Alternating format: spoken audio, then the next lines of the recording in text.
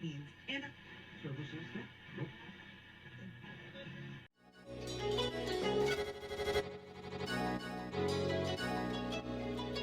let's go. He wants to jump 1,000 cars. Sir, you have 1,000 cars. I don't think I'd attempt to try this stunt. Or we owe this horsepower to Uncle Sam. Too many cars. Car. Roses would be... Like I put my beer belly on it. If you can't immediately tell somebody how many cars you have. You'll really give those uppity yuppies something to think about. Stay on the bar. Don't go off the bar with your Bronco. 1980 Volvo horns, what's right? I want a man's coolant. And he's like, oh, I thought it'd be small. It's for a small car. And I'm like, yeah, but it's still an automatic transmission. They're never going to be light. It's definitely going to have to crash. Starting off with Brad buying another car. That's the West. Internet.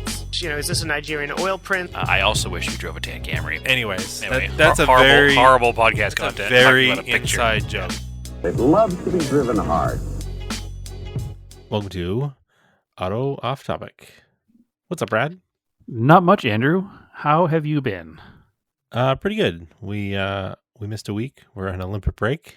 Yes, fully Olympic break. We were fully set up to just watch the Olympics and not do car stuff for 2 weeks. So this whole entire episode is going to be a review of the Olympic Games in France. I will tease that we do have guests coming up on the next episode, and it's already recorded, so it will in the happen. can, as they say. Yeah. As so often we tease and then we don't, but it's actually coming this time. Well, we're turning over a new leaf, Andrew. We're becoming the podcast who says it will do something and then it will. Serious automotive podcast. Very Not serious. Really. Well, we've teased for a long time the Scale Auto Cast portion of this, but I think we've determined that we're just going to mix some Scale Autocast back into regular Auto Off Topic because it makes more sense. It sure does. Also because we only ever recorded one episode and didn't do anything after that. So yeah, it's just so we might as well just add it into our episode. And if you don't like it, fast forward a few seconds. So yep, that's where we're at. Anyway, so I did joke about doing a whole episode about the Olympics, but the Olympics did just end. And do you have any new favorite sports, Andrew? Oh yeah, the kayaking slalom was pretty cool. Yep, absolutely. It's funny. This is the first year that I've actually been able to watch like a lot of it, and it's probably because of and I know a lot of people did this, so I'm not telling on myself.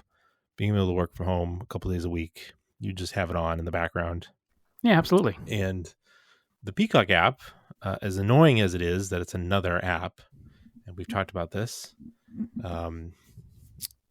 they did like that gold zone where it would be like 4 up or 6 up, like different things. And they had there was people announcing those channels. Like you go to those individual channels of those sports, but then they had a separate group of people calling the gold zone, and they'd be like, oh, something's happening here. And they like zoom in on that sport. It was actually kind of cool. Yeah, no, it made for interesting watching. I've never really watched the Summer Olympics before, and I don't know if it's just because of work or just because of other life things, but it never really... I always watch the Winter Olympics because it's all like fast downhill things, and I never really got into Summer Olympics, but I certainly enjoyed it this year, that's for sure. I watched a lot of obscure sports that I'd never thought I'd watch, and I fell in love with rugby and a couple other sports that I never envisioned myself watching, but now have watched. So I'm into it. But anyway, yeah, that's it's not why we were off for 2 weeks, but we just happened to coincide with that. So just busy life stuff. In fact, I was in Massachusetts for a while during that time. Yeah, I don't think we covered that I had a birthday. Oh, you did? Yeah, that's why everybody listens to find out when our birthdays are. Yep. Yeah, I had a milestone birthday, year. So. Yeah. Andrew is now another decade older. Yeah. I see. I don't know if they call 40 over the hill anymore. Not anymore. I don't over think. The hill now. I don't think so anymore. Yeah, it doesn't seem to be as big of a deal anymore to hit 40. No. But no, I came to Massachusetts for a few days to help, celebrate your birthday, and borrow your G20 to drive around for a bit, which every time I drive that car, I realize how good it is. I know I've said it before, but my God, such a good car. It's a really good car, surprisingly. Actually, yeah, I ran an errand in it today at lunchtime, just like around town. It's like really nice. It reminds me the driving dynamics better than, but it reminds me of the Mirage. The lightweight, the steering rack feels about the same, lock It has to a lock. big steering wheel. It's got a pretty big steering wheel, but it's a stock steering wheel, so it makes sense. But I mean, it's obviously better than the Mirage because he spent a ton of time and effort making it better than the Mirage. But it's very similar feel. It's like a more premium version of the 95 Mirage we used to have. And I'm not comparing it to a 2021 Mirage, which are terrible. Well, maybe not terrible. I'd never driven one, but I'm comparing it to a 95 Mirage when the Mirage was more on the line of like a Civic. It was based on a Lancer. Well, what a 95 Mirage cost? What, $8,000? Probably. And this was probably 16. So it's two Mirages. Yeah, yeah. Obviously, it's a nicer car. I'm not. That's what I say. I'm not comparing it. Car for car, but it just has that mid '90s high revving 4-cylinder, lightweight front wheel drive 5-speed feel. So. Well, it's funny because outside of the United States, you could get a 1.61 that was like a total stripped down base model Primera economy car. Sure. But when they decided to bring them over here as entry level Infinities, they built them seemingly a lot nicer. Like the car only has 113,000 miles on it, which is not a lot, but it's also like super tight and it doesn't have any like squeaks and rattles, which is cool. Yeah, no, the car's very tight. It's good. It's good. I want one, but I don't want one because I don't want to have all the same cars as you. Yeah. So, but I want one. Yeah, it's good. I like the way the shifter is because it's like a linkage. It's a good car. Yep. Excellent car. Anyway, other than the rock I picked up in the brakes on the way home, which was annoying. Yeah, it's crazy how the smallest rock will sound like the brake pads are going to fall out. As I initially thought that the caliper was hanging up, but it was not that. So yeah, no, it should be like, because I've done a lot of track days on it. Like the brakes should be in good shape. Yep. But it's just the problem, like for whatever reason, with the sticky tires and those particular type of brake pads, like it just seems like they're seemingly just be like a magnet for rocks. Like they just it's funny find their way in there. I drove the car all the way to New Hampshire and back, and driving it around in New Hampshire, I never had an issue, and I was literally in PBD, Massachusetts, where there's no dirt roads at all, and that's where it happened. So, yeah, whatever. It's fine. I rolled it backwards, lightly touching the brake, and I think that's how I dislodged it because it's not making noise now. Perfect. Yeah, should be fine. I'm actually like, I think, I drove the Galant the other night too, and it felt like a brake was hanging up on that, but then like it doesn't seem like it's hanging up after driving it. So there is Grid Life coming up this weekend at Lime Rock. So the Galant's on deck for me to drive it there, but and I think I'll be fine with it because I don't know when else I'm going to drive it to test it out. I drove it Tuesday night over to the Marblehead Cruise Inn, which is I think I've talked about it. They're doing like a monthly summer show over by Devereaux Beach. Yeah, I saw some cars and people I recognized there, but didn't see my dad there yet. I'll have to find out why he's not over there. Yeah, I think their other club that they're in meets on Tuesday nights or something. So, well, I don't think so because the other guy who's in that club with them was there. That White Nova, Doug. Yeah, but he's not. Is he an officer? I don't know. I think Doug might. I don't know. Anyway, that's all. I have no idea. Yeah. I don't keep track of those clubs. I'll ask him. But yeah. Yeah, it's a cool show. Super laid back. Ton of Land Rover people. But lots of other stuff there. Like there's a good amount of some 90s stuff. There's my car. I was next to a cool E30 convertible. There was a lowered Mark II Volkswagen that's super clean. Mark 1. Mark 1? Okay. The white one? Yep. Yep. Yeah, all right. Yeah. Now that I look at it, yeah, it's a Mark 1. They have like less body creases. And they're smaller. Yep. And I'm just being a pedantic jerk. Yeah. So was that a Scirocco, the black one? There was a Mark 1 Golf or Rabbit Yep. in the US. Did And I- there was a Mark I have to look again at the Scirocco. It was a Scirocco. I forget it was a Mark 1 or Mark 2. Yeah. So there's some stuff like that. But I wasn't And there, then- so that's my excuse. And then there was some other like, American cars, and then the other side of the lot they had I don't know if they borrowed it or something. It ended up changing lots for some reason, but all the like Model A's were over there. There's like a Marblehead like Model A club. Okay. Yeah, okay. That's cool. I'm into it. Yeah. I would So- love to own a Model A. I had the Glan out, drove nice over there, was driving decent. No, it should be all right. I hope. I'm going to drive it 3 hours to Lime Rock. We'll see what happens. So I'm looking think at I the need to- pictures right now. That is a Mark II Scirocco. All right. I don't think I need to make a last minute change to the G20. So, Oh, I'm sure it'd be fine. I mean, again, we talked about it before.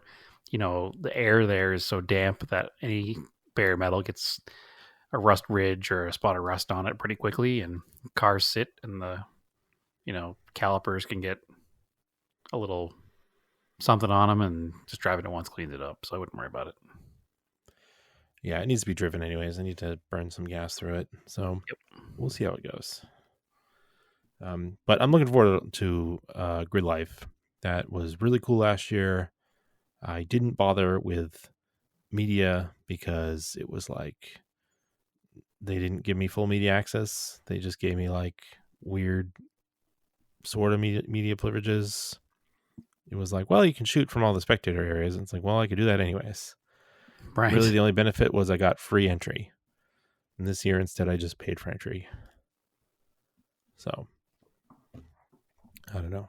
But the benefit now is by paying for entry, you get parking in the show area. Yeah, which was funny. I went early enough last year because it's not like an early crowd that I got to park there anyways. So, Oh, okay. yeah, this year I was just like, whatever, I'll just buy the ticket.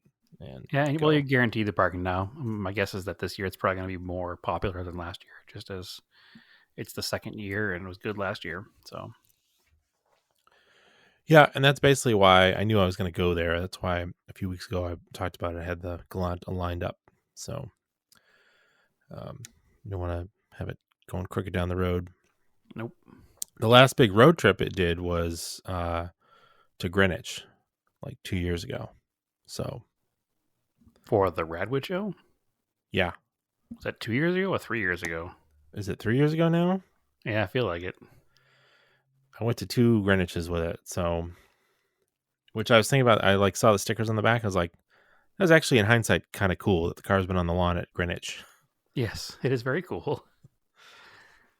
Yeah, because I went it must have been 3 years ago because I was in town and we went with my dad and his Celica and we met up with stylist guy Scott there. Yeah. So my guess is that was 3 years ago. Maybe I'm wrong. Who knows? But that's either way, 2 or 3 years is too long to have not taken a long trip in the car. Mm-hmm. So it's definitely definitely time to take a trip. It's running a lot better than it was. So it probably just needs to be like, it needs some exercise. So it'll be a good run for it. Well, I'm definitely AC's going to not have working so great, but I'll deal with that. definitely gonna have some FOMO from this missed event because I was planning on going there this year, but with just having been there for last weekend, just wasn't gonna work out. So It's also car week, which is like another thing that I keep saying and then I don't go. Car week is interesting to me. I don't know if it's me justifying not being there, but also I'm like, it's all supercars now, it seems. Well, Or maybe just the coverage is all supercars that I see. Maybe there's more stuff there, but so I have for work we use Slack, and there's a bunch of, for work channels, but there's also a bunch of like for fun channels. And one of them is like Yay Cars. And we've got offices here and we've got offices in Northern California. So one of the employees posted up that he brought his ST-165 Celica all track. Okay. It's black with big white Motive style wheels. So it looks pretty cool, but he has it displayed for the week or for a few days in the Infinity like JDM or Japanese like Legends or something show. I forget what they called it. Okay. So that is happening, and it's like parked next to like a Piero Evo, which is cool. All right. Well, I think I'm just being a little grumpy about rich guy car stuff recently. Just because some things have annoyed me, especially. But I was invited to go this year. I had it all lined up to go, and then just with other trips I have planned, I couldn't take more time off from work. So, yep, it is called Infinity Prevents. Prevents. Infinity Presents Japanese Automotive Invitational by Motor Trend. Yeah, so that's the same thing that I think our friend Myron went to a couple years ago, the first time they had it. So that's cool. I'm definitely into that. And I don't know, hearing other people talk about it, it's like, well, if you want to go to this event, that's $300. And you want to go to this event, $700. It's like, oh. This is funny. So featured show quality vehicles from private collections, automotive museums, manufacturer collections, exemplify Japanese innovation, design, performance, originate rich historical, blah, blah, blah. The list of vehicles on display includes, they only have 3 here, a 2003 Infiniti FX45. Yay. It's a significant vehicle for Infiniti. I remember them when they came out. They were quite popular and they sold quite well, but that's a weird car. It's a terrible car. 69 Datsun 2000, that's cool. 1980 Nissan Patrol, that's cool. But that's it. Yeah, and the rest are private ownership cars. So it's interesting that the Infiniti. So those must be the Nissan owned ones. Yeah. I don't know. One of these years I'll go, and like I said, I was planning on going this year, and just at the last minute didn't work out. So yeah, I hope that my friends who went there brought a full size cutout of me just to make sure I have the full experience. The FX45 is that bright gold color they had, that copper gold. That was kind of cool. Yeah, it's a cool color. There's an NSX. There's a early long wheelbase or 4-door Toyota Land Cruiser. I forget what those are called. A Nissan POW. Yeah, some neat stuff. Someday. But anyway, yeah, we got some upcoming events. I've missed a few Cars and Coffees. There was 2 that were on my birthday, and we were out celebrating, so didn't get to go to those, but oh well. JAI, Japanese Automotive Invitational. That's what it's called. Yep. Okay. So. What you're in the middle of your super hot season, so I don't think you've been doing any car stuff. Oh, I mean, I've been a little distracted by doing the ultimate car thing. Yeah. I've been building a garage. How is your garage coming? I have a garage. It's pretty cool. Congratulations. Yeah, it's very cool. Achievement unlocked. Yeah, exactly. So I've talked probably ad nauseum about it here at the plans and getting everything done, but I now actually have a garage. So it's the exterior of the building is pretty much complete, other than any flourishes I want to add. I'm now just waiting on. I had the guy from the garage door company out here yesterday, and he was taking all the measurements and the angle of the roof pitch in the front so he can have the correct pitch for the high clearance doors so they won't go in the way of the lift. So I'm waiting to hear back from him with final pricing and quote on that. And then Saturday morning, I have an electrician coming out to kind of go over what I want to do and where I want to have outlets and what needs to be done to pull power from the the the, the panel on the house, and give me a quote on what that's going to cost. So You can't get other than you can't get power from the street. I couldn't because all our lines are underground. Oh, okay. And that would be too much. Yep. So it makes more sense Yeah. to pull it from the service panel on the house. And we're going to dig a trench from the house to the garage as well to run it underground there too. So there's no overhead wires at all. All right. So Well, then it's better that you haven't repaved your driveway yet then. that's part of the reason we haven't done it yet. So we're waiting for everything to be done. And then kind of once cars are off the main lawn back over where they belong, we can kind of relook at everything and decide exactly how the driveway is going to go and what's going to go where. But yeah, we do have to wait for that to happen. We're going to bury, tubes in the ground to run wires through and go from there. So no big deal. It's just one of those things we got to wait for.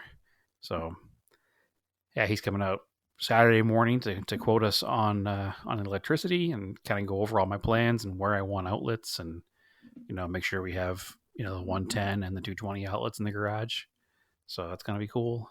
I had an epoxy floor company come out and professionally install like professional level epoxy floor. It's really nice. I can't say enough about how good it looks. Nice enough to let your old cars leak oil on it. Well, the beauty is that it washes off. Unlike concrete where it soaks in, if a car does leak oil on this, you just wash it up and it doesn't stain. That's part of the important part. I will try to not have cars leak on it as much as possible. I'll run drip trays on cars that do drip and ultimately fix cars that drip. But in the meantime, this means that it won't be a stained floor. It'll be a nice floor. It'll always look nice, and it's a brighter color than the plain concrete. So it also kind of gives a lighter light inside the garage as well. So that is cool. And I made sure I wanted to go with one that had like the flecks in it, but not a lot of dark flecks. So it's all very light. I think it's called Coyote, or there were two we were going back and forth. One was Coyote, one was like sandstone. What's that? How appropriate. It's called Coyote. Yes. So you can picture the color. It's kind of like a very light tan with other color tan flecks in it. So I didn't want something that was dark and you drop a bolt and it's gone forever. I wanted something that you could see in. So that's good. But it looks really nice, and they did it right out the front garage door, and like it's gonna be nice. I'm not trying to build like a show place garage here. I want it to be a working garage, but also it'll be nice to have it finished. So next week, Brad will be like, "Oh, I've got the hexagon lights going in, and no hexagon lights, all the monochromatic cabinets, no matching cabinets." In fact, I'm excited to put all kinds of different cabinets in there. So I don't want to have anything super fancy. I want it to be functional over fancy. I want it to look nice, obviously, but not anything super ridiculous.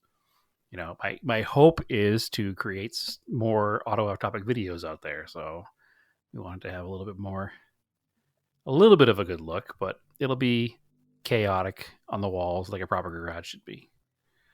Not one poster in the back and that's it. It'll be good. I assume you'll like it. Yeah, it'll be a garage. It'll be a proper garage. So, but yeah, no, it's coming right along. Like I said, the building's up, the exterior is done, the interior floors are done. I have to do drywall, but I'm waiting for. Well, I shouldn't say we, Naomi and I have to do drywall, but I'm waiting for the doors and electricity quotes to come in. We're not going to be burying the electricity in the walls, unfortunately. So we are going to do the drywall before the electricity goes in, only because two sides of it already have fireboard put up. And yeah, I saw that. I was wondering what that was. So yeah, because two sides of it border the neighbor's walls within 3 feet, we need to have 1 hour fireboard, which basically means that it can burn for an hour before burning through. Yeah. So they had to put that up in order to get the green tag from the city that it's a, not an occupancy permit, but basically an occupancy permit that we can use it. So because they had to put that up, if I put electricity in the walls, I have to cut a hole in that fireboard, and then you need to do all kinds of extra work to reseal it back up again. So I said, well, we'll just do external. I mean, it's a garage, so we'll just run the conduit with the metal boxes. I'll have metal boxes and external conduit, but again, it's a garage. It will look fine. Kind of adds to the look. It gets that industrial look, exactly. So we're going to get that taken care of after the drywall, but that's okay. It actually will make making changes easier in the future too, I guess. So, and servicing it will be easy too because everything will be external. So yeah, we're going to do all the insulation, all the drywall. We're going to have to do like a not expanding foam, but like a blow-in kind of insulation behind that fireboard, which we had to look and see what we could use because it's a firewall. But I guess you can use most of that stuff is good because it's obviously not a flammable material for insulation. It's fire retardant as well. So that has to happen, but that's all happening in the future. Step one is going to be garage doors. Just got to get, closed off in there, and I can go from there. So I'm excited because every day it's, one step closer, right? So I could technically put cars in there right now if I wanted to, but I'm trying to resist until there's more. Have to move things less instead of putting things in, putting things out. So I don't want to start filling it up and then never finish it. I want to finish it first. Maybe I'll put a car in there for some pictures so people can see the scale of it. But in the meantime, I'm trying to resist using it. So, but no, it's exciting. It's almost done, and I couldn't be happier. So that's cool. I mean, it could be twice the size that it is, but let's be real. Well, you built the biggest you could build, so yes, yeah, it's that's never what you should always aim for. Right? Yeah, build the biggest garage that you can build. Yeah, if it was twice the size, I'd be still saying it wasn't big enough. Exactly. So it doesn't matter how big it is, but it's big enough that I think if I put them right, I could probably squeeze 5 to 6 cars in it for dead storage with no lifts. It wouldn't be very practical. Practical would be 3, maybe 4 cars without lifts. But yeah, it's good size. So when you're standing looking at it, which side is the wider door? The door on. So if you're looking at it, the door to your right. Okay. So when you first pull down the driveway, the wider door is on the right, and that's where the double lift is going to go. Okay. So that door is 12 by 7. The other door is 10 by 7. So that was the other issue too. I wanted to go a little wider on one of the doors, but you're limited because you need to have structure, obviously. So I think on 2-post lifts, you can do symmetrical or asymmetrical arms. Have you looked into them at all? I think the argument is that you could do symmetrical arms because you could either pull it in or back it in to work on a car. Okay. I haven't done a ton of research on the 2-post yet. I've been looking more at the 4-post for the other side. Yeah. Because that's going to be first because it's for storage. But yeah, I'll do a little more digging. There's a few different designs I was looking at too, like ones that go over the top, ones that don't have a bar across the top, and then there's different obviously weights and heights and sizes and all kinds of things. So I don't. They actually super heavy duty. But. Yeah, it's crazy that it's gotten to the point where like a company like Rotary Lift actually does cater to home hobbyists now. So yeah, because there's enough of us. Yep. They realize the market is there. So there's so many good lifts in the market that are 2-post lifts now for a hobbyist. So they're user friendly and not super expensive. Mm-hmm. So I'm definitely going to go with a name brand. I'm not going to try to cheap out on something as far as a 2-post. Yeah, I mean, like a rotary is like the one that comes to name. That's the one I've seen the most in shops that I've been in. So Yeah, there's a few others too that are out there that are quality products, but I'll make sure I get a good one because I'm gonna be underneath it. But more importantly, I'm gonna store a car underneath it, and I don't want any cars falling on my other cars. So I can run out of the way. My car can't move fast enough. yeah. So Well, that's really cool. I'm glad that is coming along for you. yeah, I mean, if you asked me a year ago if it was gonna be here, I told you no. But that's just my negative attitude, right? So Yeah. I'm forever grateful to Naomi's influence in helping me do this, and pushing where I need to push every once in a while, because anybody who knows Naomi knows that she's tell her to do something, or not tell her to do something, but suggest something and she'll do it. She's one of those don't talk about it, just do it people. So we complement each other well. Because I'm one of those talk about it over and over and maybe eventually do it kind of guys, and she's one of those have a half casual conversation about it that's not really serious, and next thing you know, you get a garage in your backyard. So all points where points need to be to her for that one. So plus she also wants me to help finish her Mustang, so I'm sure that's part of it. Exactly. And the other part of it is my dad's been bugging me to get the Camaro out of his house, and I didn't want to bring it here without a place to put it, because obviously, a 50-year-old interior and roof would fall apart immediately in the sun here in Phoenix. So Right. having a garage to put it in is going to be key. So that'll also be taken care of as soon as I have doors. Nice. Yep. So All anyway, right. So we talked about we were on a 2-week Olympic break. So was NASCAR. they were. They went back to Richmond, and I think we talked about maybe on 2 weeks ago that they were going to have an option tire. They're actually going to do it in a points race instead of just the All-Star race. So that was like, all right, this is going to be kind of cool, because Richmond had the ridiculous tire wear in the spring where the tire was just like falling apart. So it was a lot hotter there, and they had the option and prime tire, which prime tire is like the regular slick, and the option tire is just softer.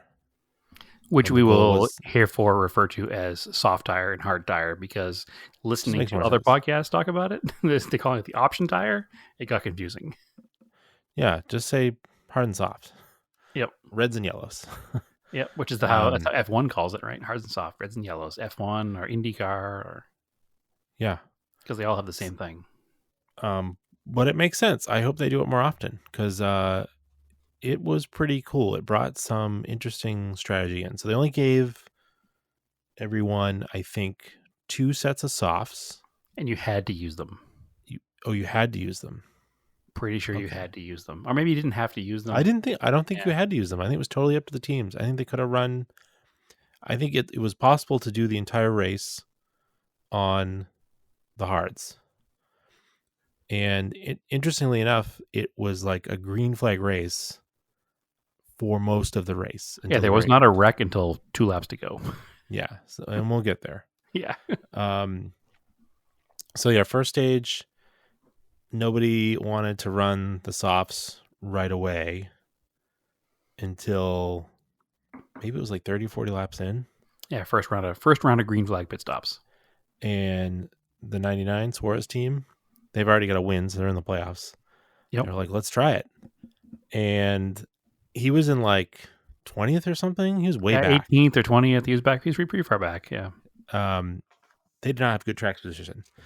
And they bolted on those softs, and Daniel Suarez drove through the field like they were going backwards. Yeah. It was wild. And then you could see everybody was like, oh boy, we gotta switch up these tires. It was like you were the computer car and everybody else was a non-playable character in NASCAR 98, just driving through everybody like they were not even there. Yeah, it was cool. And it was like, man, that's like, they got to keep doing this, because I think it worked out. It definitely worked out. And the only fear I have about that moving forward is once a strategy is figured out, every team does the same thing every time. and then it's no That's longer a true. strategy. It just becomes how you run the race. So the other thing people were talking about was just getting rid of the hard tires altogether and just running the entire race on softs, because they did have a pretty good fall off on them. They did. So you'd have a lot of passing with people with different, different lap counts on their tires if you just ran the softs the whole race. I'm not sure which way I feel about that, or which way I would give them more softs and a hard tire option, because you could run long. You'd have to run the hard at some point. Yeah, because you could run long. Yeah, I suppose if you gave them more softs and they ran out of softs, then they'd have to run the long, right? Sure. Limit the amount of tires they have, right? You don't give them an unlimited. Which they do already. Tires. Do already. But so basically, what I've heard from a couple different sources is the most important thing is to make sure that tires don't last as long as a tank of fuel. Exactly. Because if everybody has to come in for tires when they need fuel, then there's no strategy. Everybody's in the same strategy. So you need to make it so that the tires and fuel are at different times. Exactly. Because you can come in and do a super fast stop and skip fuel and get fresh tires. Yep, exactly. So that's the big thing. Make sure that tires don't last as long as a tank of fuel. And then obviously having a race like we had this past weekend where there's no yellow flags except for the stage breaks, and again, there would have been no passing on the other tire. Correct. It would have been like the problem we've had with all of the short tracks this year, is that there's just not a lot of action on track when there's not a lot of action on track. If there's no wrecks, there's no resets, and the cars spread out and nobody can pass because everybody's on equal footing. So when you have different cars on different strategies, that's when you get a lot more action and a lot more passing and a lot more of what NASCAR is. So and then I'm curious what they're going to do moving forward, because there are a few more short track races the rest of the year, and short tracks are where this problem is. So anything a mile or less is where we have, this issue. So it was promising though. So Suarez ended up winning stage 2. He stage 1 or stage 2? Stage 1. I think he won stage 2. No, or was it stage 1? I think it was stage 1, but that's okay. Doesn't matter. It's not important, but I'll look it up anyway. Sure, because I'm pretty sure it was stage 2, because then he came out and he had to switch to hards. He was off cycle with everybody else, which was also cool. And yeah, he got shuffled right to the back. It was crazy, but not all the way to the back. And then he wound up being able to keep his long run them positioning. out. Like he finished top 10 overall. Yeah, because that was the other thing. So he switched to the hards, and then he got shuffled to the back. But then the softs were only lasting like 35, 40 laps tops. And everybody had to come into the pits, and he cycled back up to the front and was able to stay out there for a while. So they did really well. They had a really good car, and they had a good idea for strategy. But in the end, it didn't quite work out. And a lot of people tried some different things.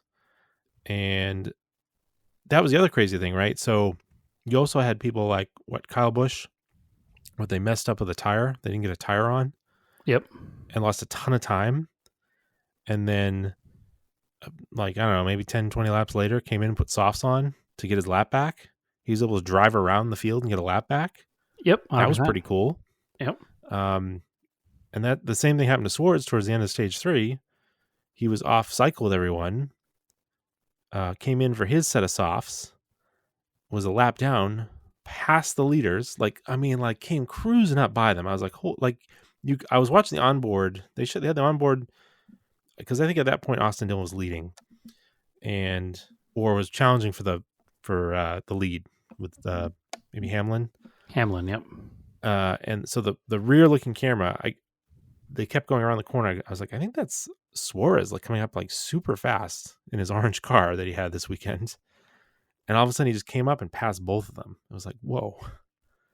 Yeah, no, it was between 2 and 3 seconds a lap faster. Yeah. And nearly caught up to him.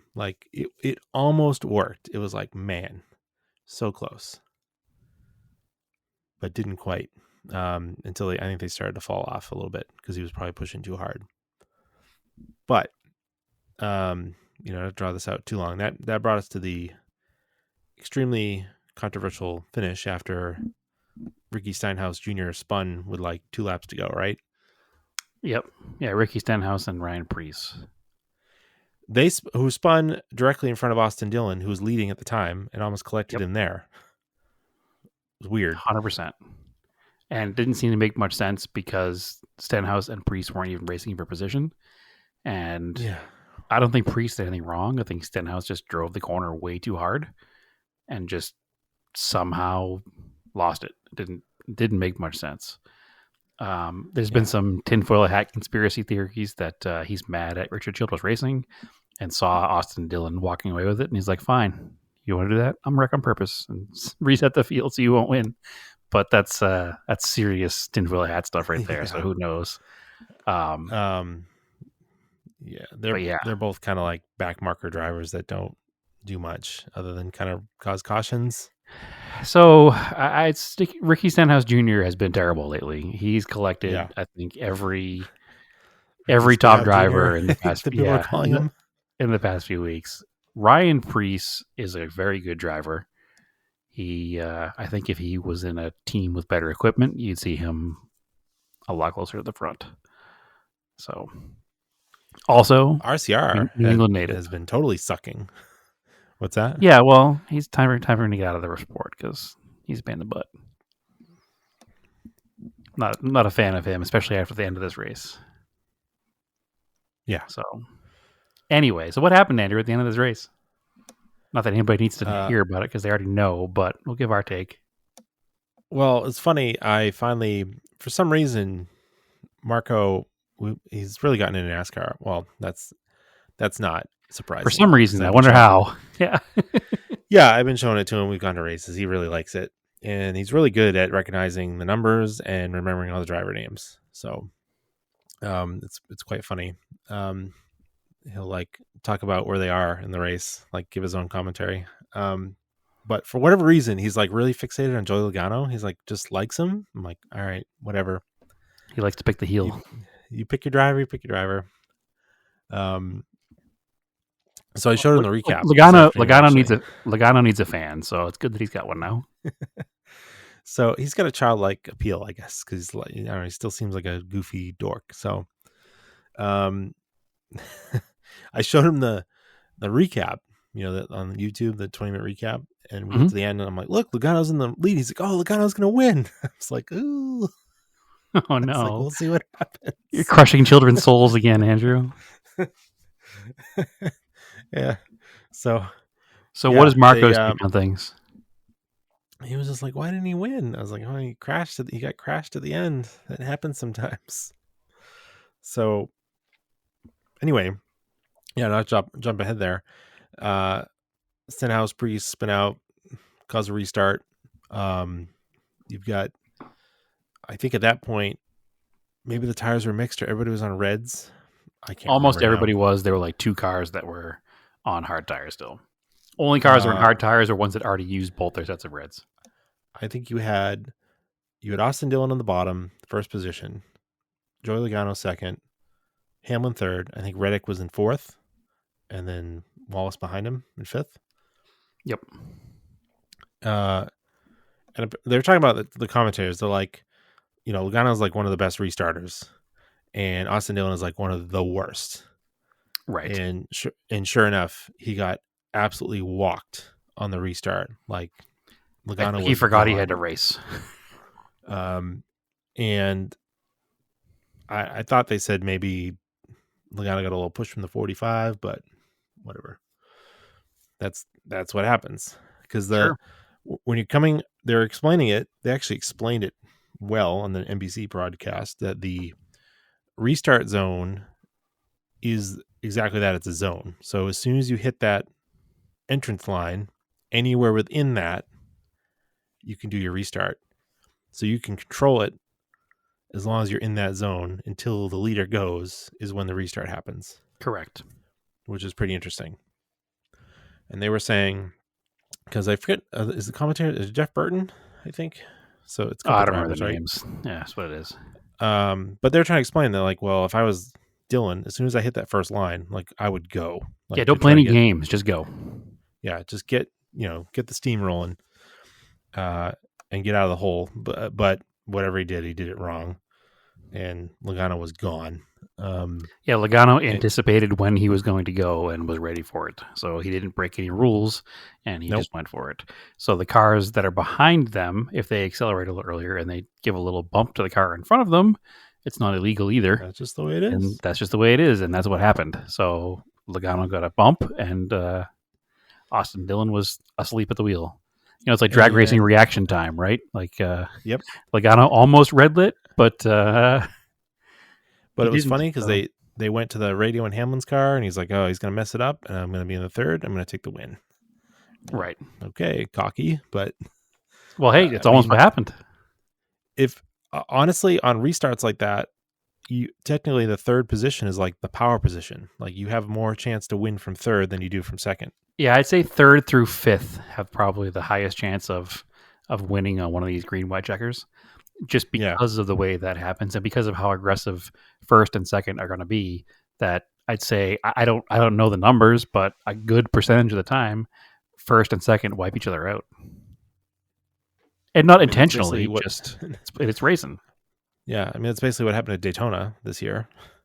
Okay, You had like Chastain was almost leading, right? And then everybody got wrecked and Byron snuck in there. So I think he was like third or fourth or maybe even fifth, if I remember right.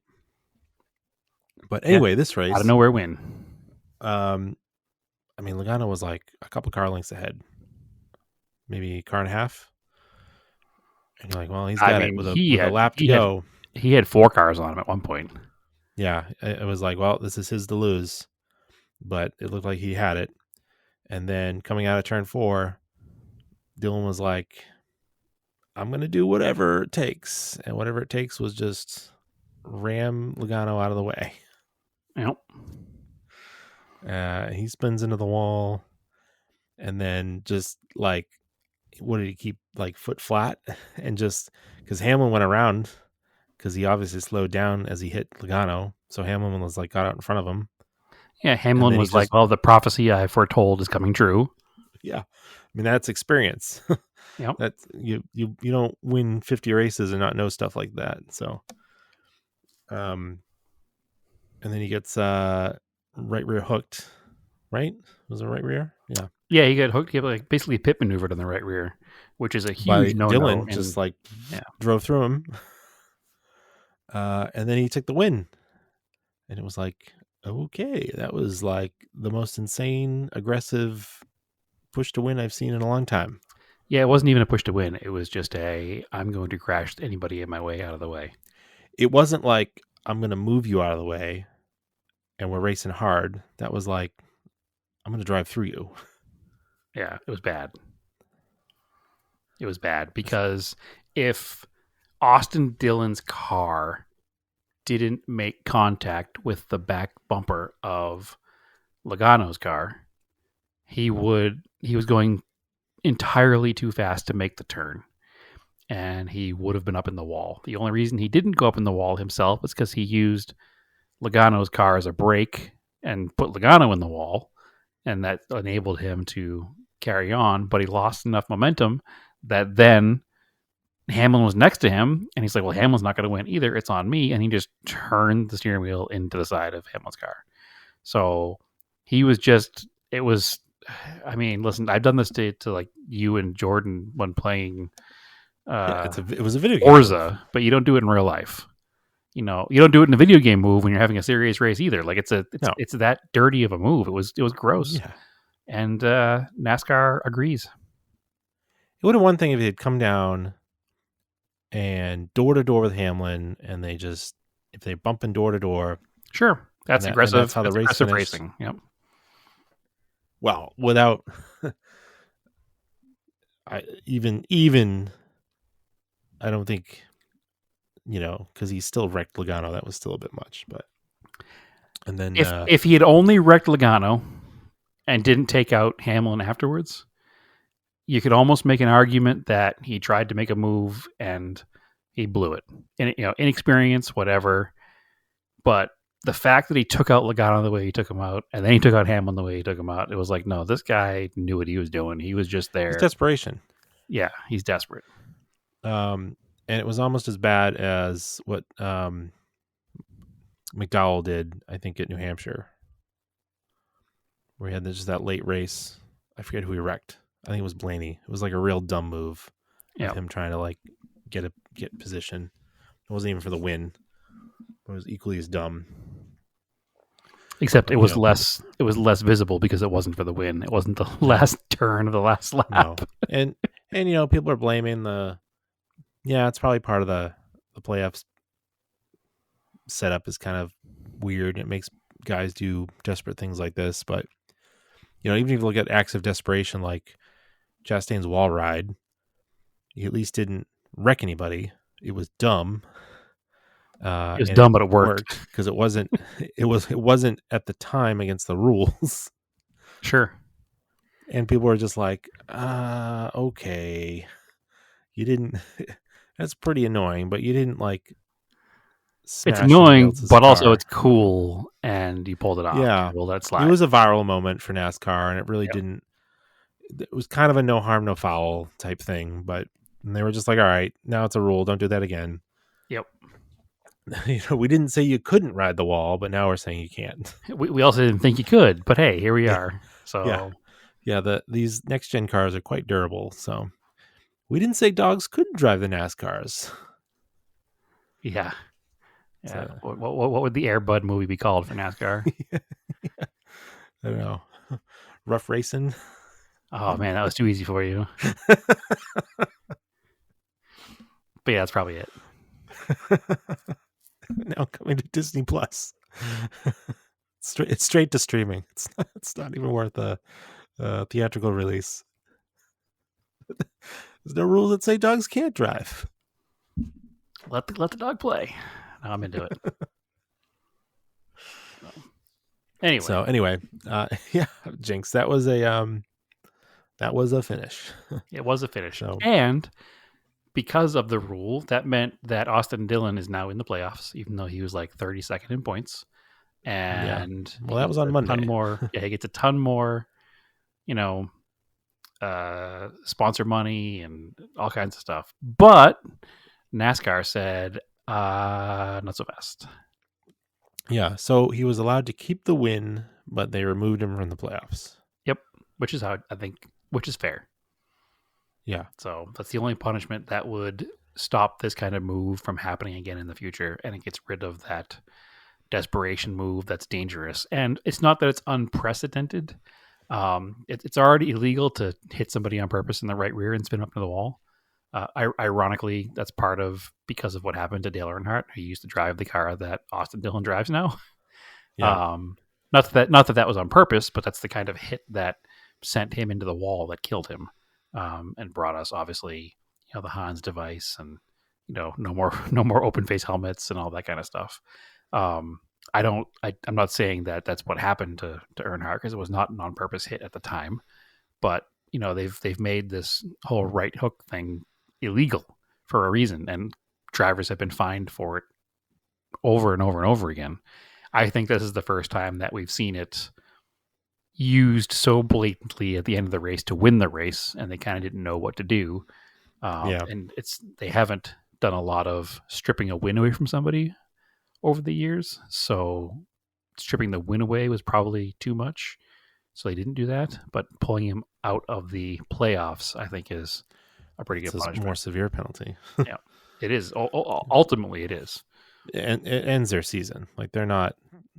That's it. Because he's not going to have a good race for the rest of the season, because nobody's going to let him. No, he's got more payback coming to him. Well, 100%. Yeah, somebody's got to hit him every race now, because everybody's mad at him.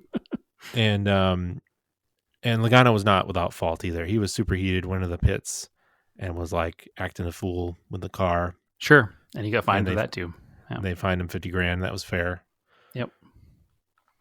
Yeah, for sure. And the talk is that technically it's a hot pit, and there shouldn't have been anybody out there on foot that was not a crew member. Shouldn't have been. Even if there was nobody out there on foot that wasn't a crew member, the crew members are allowed to be out there and driving like that with a broken race car. like he had two wheels that weren't bolted to that car, and at any point, he launched the car like he launched it. He could have lost one of those wheels, and the car could have made a hard left and run somebody over real easily. So that was stupid on his part, and I'm sure he'll admit that. So the in-car camera of that is like, dude, what are you doing? So I understand being mad, but come on now. So, but yeah, no, it was definitely interesting, and as always, NASCAR got a ton of coverage for themselves, and they love it. For something that they deemed illegal in the end, they certainly reshared it enough on their social media. Certainly. Well, that's NASCAR. Now, we're going to talk some Scale Autocasts. Oh, because we haven't talked in a while. Privately, you and I have been discussing RC cars for a while and getting back into them because the technology has significantly changed. Yep. It's a lot better now. I mean, Very it much wasn't terrible, but it's like a significant improvement. And I had purchased a re-released Tamiya Pajero CW01 kit, which is kind of like it's 1/12 scale, but it's kind of a comically proportioned sort of monster truck 2-wheel drive buggy thing. It's like a 1/10 scale version I of bought one of it, those like when Tomica they re-released Koroskis. it. Yeah. Same chassis as like a lunchbox, Tamiya lunchbox, which is the van, like a Chevy van type thing. But I bought it when they re-released it because I was worried, it was over a year ago, that Tamiya does re-releases, and then after a while they go out of production again, and then maybe 10 years from now they'll re-release them or something. So I wanted to make sure I had it because I thought, oh, that'd be a cool thing when Mark was a little bit older to build it with him. And it reminded me of the Nyko little Bubba monster truck I had when I was a kid. Yep, very similar. We both had that one. Um, our history of having the same cars goes all the way back to then. Yeah, I mean, that's all he had in the stores, right? So it was only a certain amount.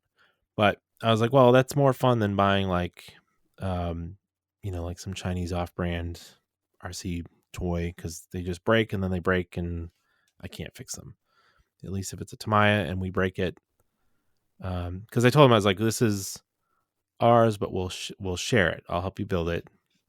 I didn't want it to be like, this is yours. Like, sure. Because then it's not technically a toy. And I got it's a hobby grade toy. You're teaching him. Yeah, I got to help him drive it. And, so he's super excited. He's going to help me build it. I'm waiting on the bearings to come. I should have waited till I got the bearings before I showed him the thing because he's like, when are we going to build it? I'm like, a couple more days. Sorry. I did like the chassis. Just teaching him the art of waiting for parts. It's fine. Yeah, and then I realized, I was like, oh, the next thing is like assemble the gearboxes. I was like, well, I really don't want to assemble the gearboxes. Take them apart and assemble them again just to put bearings in it because right. That is the one thing. Several of these new Tamiya kits come with speed controllers, electronic speed controllers now, and Tamiya kits have always come with the 540 motors. Mm-hmm. So really all I had to do was add the radio to this, which is nice. But the only other thing, if you're going to build a box stock kit like that, the only other thing that you should spend an extra $20 on is a bearing set because it makes it that much faster having ball bearings versus the little bushings that it comes with. Not only faster, but it makes the batteries last longer. It does, and there's less maintenance because they don't wear out. Like the plastic will eventually wear out, and you'll have like a loose wheel bearing on a RC car. So I had that for a while. I was like talking to you about it. I was like, maybe I'll buy a radio, and I got a vacation coming up, and I was like, I'll build it with him over that week. And then, we had my 40th birthday, and you were kind enough. You gave me a brand new Tamiya TTO2 kit, which is cool. And I was like, all right, now I'm into it. And then this is funny. So you gave me that, and then we're up in New Hampshire, and then I was coming home that following Monday. I was like, where are the hobby shops up here? There's a hobby shop in Manchester, New Hampshire that does RC stuff. They sell a lot of Traxxas stuff, Axial, Tamiya kits. I just want to stop in and see what the place looks like. I'm not going to buy it. Wink, wink. I'm like looking around the place, and they had a little closeout shelf. They had an open box Axial SCX24, which is the 124 scale rock crawler for $100. By the way, for all of this, I'm sorry, not sorry. Ready to run, $100. I mean, I went up to the counter. I was like, "So this is all complete?" He's like, "Yep, it's all complete. Just the box is open." I was like, "What's the regular price?" He's like, "Oh, it's $125, and you're in New Hampshire. There's no sales tax." I was like, "All right, $100. Like, comes with the battery. All I had to do was add four AAAs actually for the transmitter, but we've been using that thing in the house. Me and Marco, so much fun." That's also my fault because I bought the 124th scale Piero probably Yeah. a month ago, which I wish I could only use in the house because I made it very dirty outside. Yeah, I almost bought one of those, but then this was like, $50 to $25 cheaper. So I was like, all right. It's got like a 67 Chevy pickup body on it. Yeah, no, So- it's a much better chassis than the one that I got. So you definitely have a better, it's a better overall vehicle. I just bought the one I bought because Mitsubishi nerd. Yeah, and I like to get Mitsubishi RC bodies and stuff just because I'm also nerdy like that. Yeah, so But- I'll probably wind up also buying the one you have because I like the truck. It's super fun. Like it's crazy that like it basically has a locked center diff and locked front and rear diffs. So it's just full-time, full drive. And with like, that was the thing that's like really cool that come about in the last like 10, 15 years is the crawler style RC vehicle. They just like go slow, but they'll just drive over everything. So we set up obstacle courses with magnetiles, and we took some Legos and like built stuff for it, and it just like drives right over them. Super fun. Yeah, So- I've been way into the RC crawler thing for a while. I've amassed, I think I have 3 or 4 RC crawlers over the years that I've never really finished. So when that 124th scale kit came, or not kit, but ready to run Piero came out, and it was, I think $140 or whatever, I was like, they're going to get me again. So I bought that one and I started actually using it, and I was like, oh yeah, I've been like really into these, but on the outside looking in, and like I kept like researching them, and then I bought like a kit, and then I bought another ready to run 1/10 one like probably 8 years ago, and it was ready to run with a bad body on it, and I never got a proper body for it, and I was like, why haven't I finished this? So I got that 124th one, and it's kind of reopened my RC love as well. So I actually finished building one of mine the other day too. So this is definitely all because of that Piero. It's kind of what did it all. So, Well, I also had like probably 10, 15 years ago, I had a Tamiya CC01, which is the cross country chassis kind of crawl. I had it set up for crawling with a Piero body. For whatever reason, I sold it. Now I regret selling it because the kit is discontinued and they're super expensive. And I was like annoyed that you can't get them anymore. So like that was super fun. So I don't know. I'll have to figure that out. Maybe I can find one. But that's the other thing when you're getting back into it. Like if you're not going to go racing, just buy the Tamiya kits because they're not super expensive and they go together really easily. Yeah, they're fun. Like driving around the yard, kind of find big open. I started that TTO2 chassis Monday night, and I've just been doing a couple hours a night this week, and it's all done. Right. Like I basically have to plug the wires together. So, and that didn't have bearings. I got bearings, and I installed them as I built it. But it's pretty cool, and so I have that. I have the other Piero. I bought that Axial, and then I was like, you know what? We're up the lake a lot. I always wanted a boat. I never got a Traxxas Villain when I wanted one, but Traxxas still makes boats, so I bought a boat. Again, I'm sorry, not It was sorry. Midlife Crisis.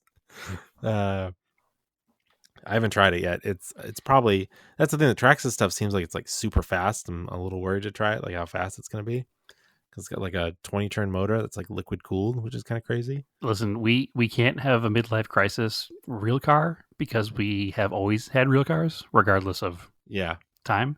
So we might as well have midlife crisis RC cars.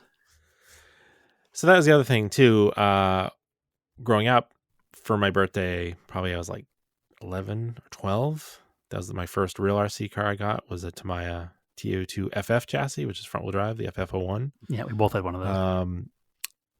Yeah, and it was the 850 BTCC kit. And I think, I am 99% sure I gave it away. I don't have it anymore. I don't know where it is. I asked that person, they're like, no, I don't have it anymore either. I'm like, well, that sucks. So I nostalgic bought a broken one on eBay from Japan that had similar mods, because I just really wanted that one back.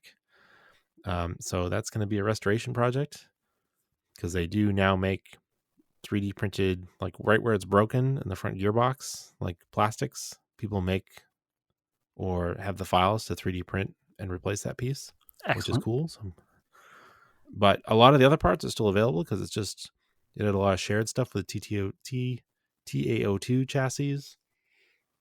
These are all Tamiya chassis codes. Sorry. So we're People get mad at us when we talk about BMW chassis codes. Imagine how mad they're going to be when they start hearing Tamiya RC car chassis codes. It's kind of cool. It's got similar stuff to the way I had it. It has the same heatsink I had on the front. It has aluminum pieces, kind of where I had them, but it also has the carbon chassis, which I never had, which by itself is a few $100. I was going to say, so that was way too expensive for a teenage us. Yeah. So that's just going to get restored, and I'm trying to find, we found a company, but I'm trying to figure out how to get the body. There's a Premier P10 body. So I'm trying to figure out how to get that body to me in the United States. And that's just going to get that body, and I'll do it up like the G20. So park it on a shelf. Yeah, pretty much. I'll drive around the yard a little bit, and then it'll go on display as just a cool piece. Yep. I had an RS4 Rally, and I was like, that's kind of cool, but they don't really make parts for those anymore. They're not as easy to get parts for as the Tamiyas. And then I'm looking, I was like, well, I'll probably end up with it at some point if I really, really enjoy this TTO2 or TT02. Tamiya basically has their own rally chassis that's like all set up. Right. I was like, I'll just, for the same money as used RS4 rallies, I was like, well, I might as well just buy the new one, and it's a Tamiya.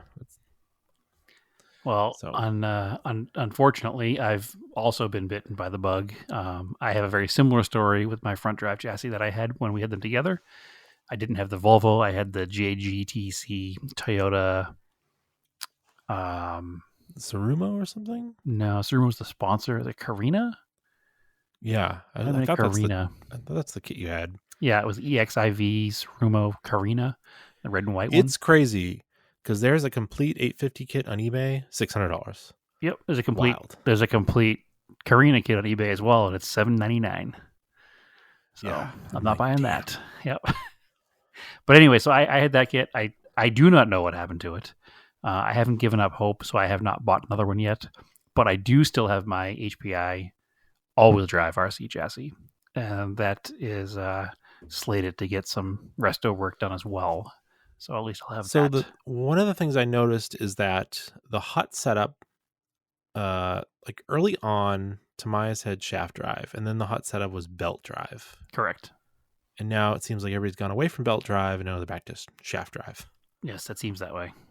Even the professional like racing touring car is a shaft drive now, whereas belt drive was the way for a while because it was quiet and smooth. So like my RS4 is a belt drive. So yeah.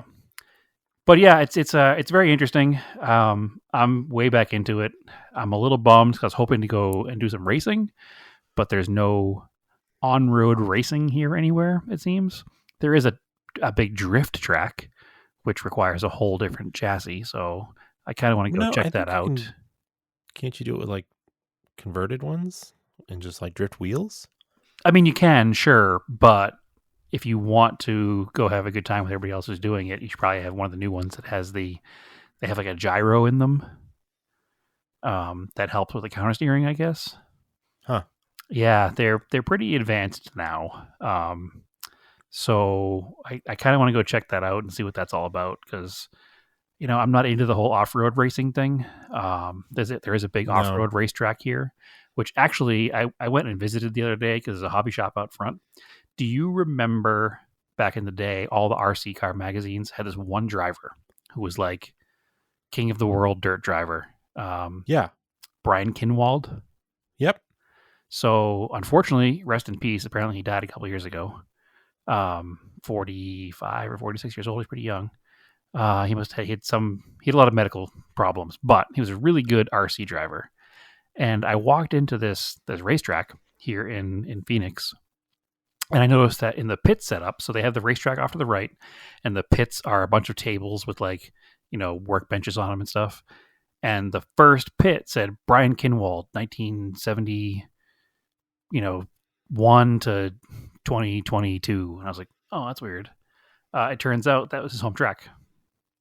Oh, wow. Yeah. So apparently he was from here, or he's from California, but moved here. And all of those pictures of him in RC Car Action magazine and everything, a lot of that stuff was done at that track. And that track hosts like world finals every few years. So I can't find any on-road racing, but we have like the premier off-road track ever is here.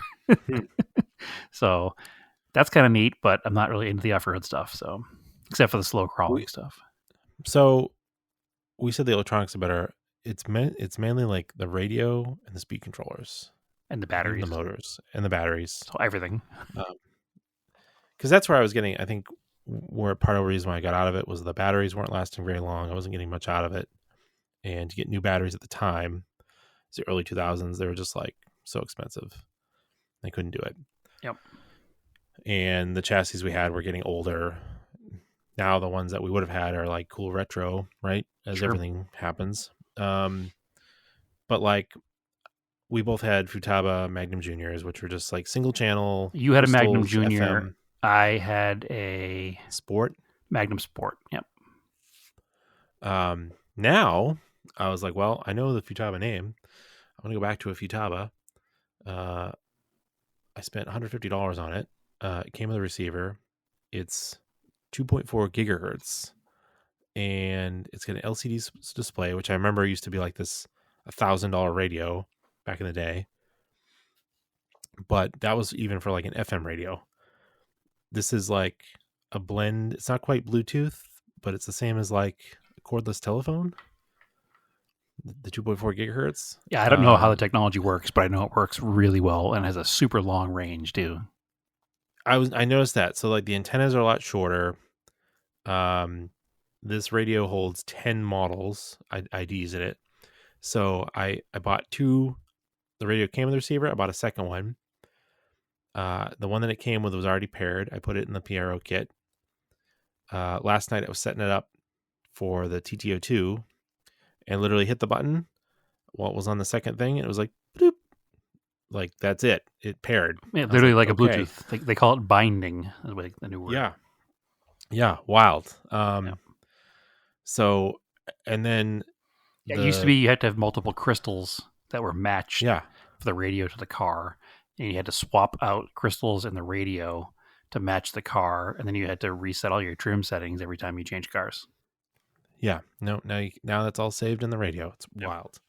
And the ESCs are made by Hobbywing. That's who supplies them to Tamiya, but you can buy them separately from them. But even that, they're smaller. They're like waterproof, dustproof.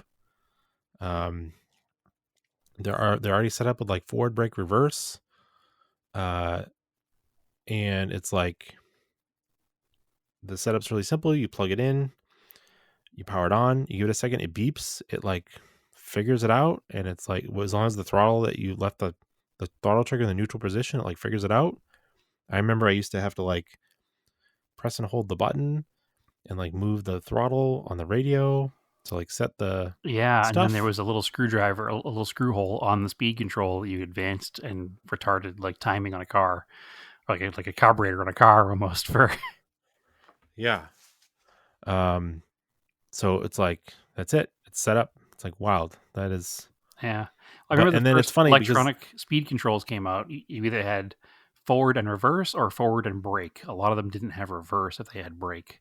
So it's neat that yeah. now even the entry level ones have forward, brake, reverse. And then it's funny. So the TTO2 is a modern chassis, but that Piero kit is a legacy thing from the late 80s. So you could see where the chassis was set up. They didn't really update anything. It's set up for like a mechanical speed controller. The mounts are still there, but it's so the new stuff is so much smaller. I put it in there. It's like so much more room, and like I was like I felt like I had it all set up with the servo and the receiver and the speed controller. I'm like, this feels like there's not enough stuff in here. Yeah, what am I missing? Yeah. And everything's just So smaller overall too. Like not only is there less of it, but it's smaller. Like it's so small that they didn't even fix the on off switch is not the right size anymore. So the speed controller that came with the Tamiya kit from Tamiya is not the on off switch is not the right size to go in the factory opening. So it oops, comes with a piece of double-sided tape to mount it elsewhere. interesting. Yeah. So yeah, it's pretty cool stuff. I can't wait to take this thing out in the yard and try it. I did a Yeah, little rally conversion to it. I'm trying to not buy a new kit, but every day that goes by, it's becoming harder and harder. So I would, this TTO2 one, pretty simple. It's got friction shocks. All I did was add the ball bearings. It's got gear diffs. I only made really one mistake assembling it. The front and rear of the chassis is very smart. It's like basically a mirror image, front and rear, and it uses a lot of the same parts, front and rear.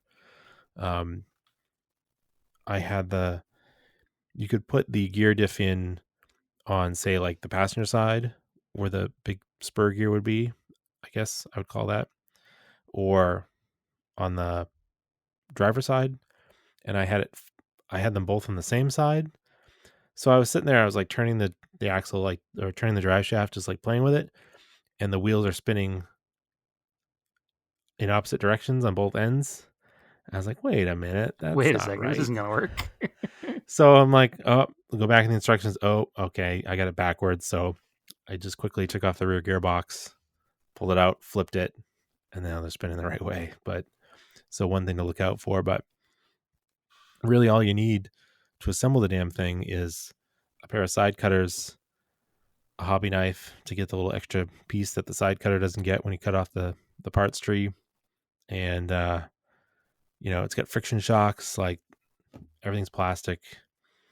It's like, and even for like a thing they're going to bash around in the yard, you're better off having all the plastic pieces because they have some flex to them. Sure, it sounds So- like you need a new pair of side cutters. I can get them pretty close and they're pretty sharp, but it leaves like a tiniest nub, especially some of the small pieces. You got to like build the little turnbuckles for the steering and Yep. put in plastic swivels. So I get them pretty close. Then Well, the RC I then- just built is 1/32 scale, so it's tiny. Oof. And the side cutters I have for model cars are like an expensive pair of side cutters, and they cut everything real flush. I didn't even need to trim it at all. So anyway, just saying, there are some out there that are real. These are really maybe the way they're mounted is different, but I was able to do it without that. But yeah, I finished building a 1/32 scale crawler with a Piero body. And I'll post some pictures of it on our Instagram page because it is impossibly small. So like the screw heads are like Lincoln's eye on a penny. Like that's how small they are. So it required some patience on my part, but very small.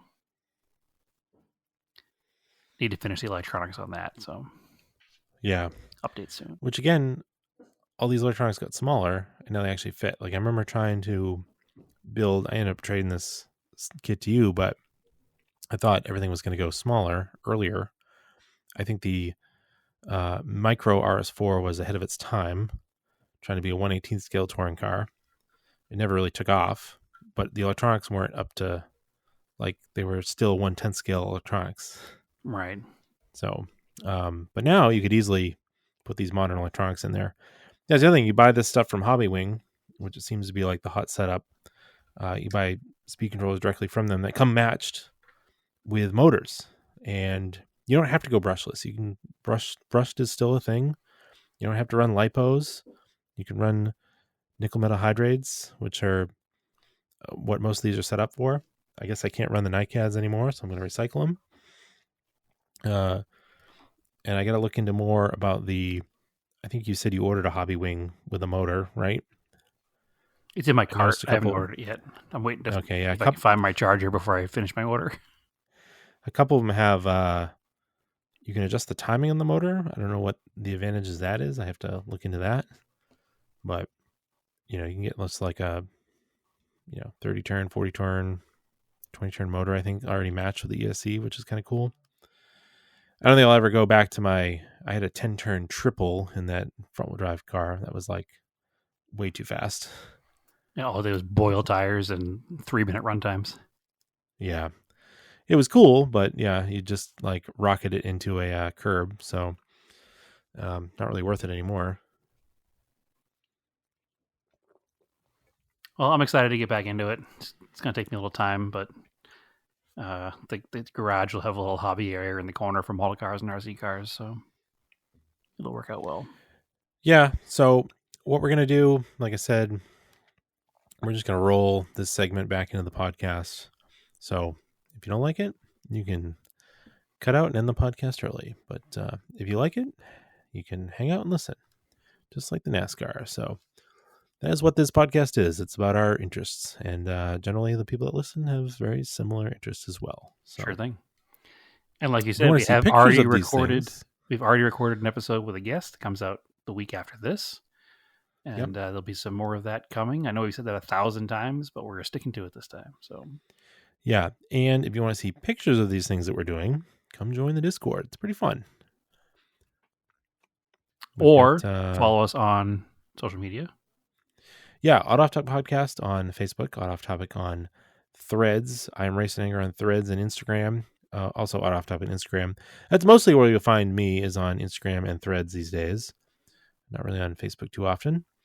And of course, I'll be at Grid Life this weekend. So I will try to remember to throw some stickers in my camera bag. I'm usually pretty good about that. Brad, where can they find you? They can find me at Auto Off Topic on, that's weird. I said that one. TSISS350 at Instagram and Threads. And at Auto Off Topic. I post there as well. All right, cool. So as always, keep your cars analog and aim for the roses.